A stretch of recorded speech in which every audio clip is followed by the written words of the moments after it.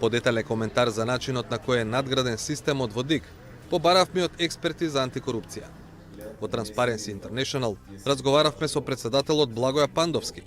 Тој смета дека е логично прво да има договор, па потоа да се испорача услугата или доброто.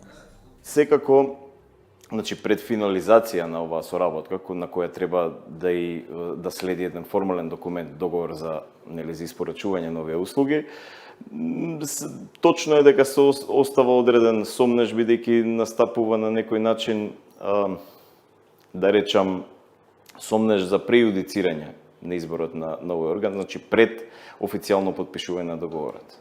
Но Пандовски го разгледал договорот и од содржински, а не само од формален аспект. Една од ставките е набавката на 500 батерии за уредите за биометриска идентификација.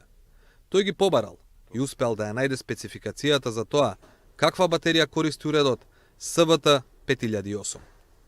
Сега, доколку малку се прочепка, односно се види со што се занимава компанијата Dermalog и се види дека тие не ги произведуваат овие батерии. Најверојатно батериите се производ на некој друг, на друга фирма.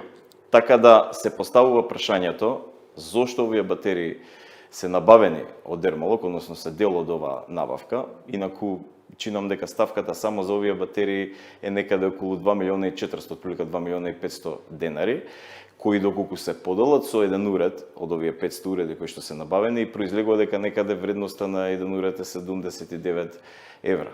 Ако се прогугла на интернет и се побара на оние официјални страници Амазон и така натаму, колку би чинела една ваква батерија, па може да се дојде до цена од 5 евра па нагоре до кај 15-20 евра. Меѓутоа сепак оваа цена која е платена е отприлика доста висока. Јас не прејудицирам дека тука има некои недостатоци, затоа треба да се погрижат официјалните органи.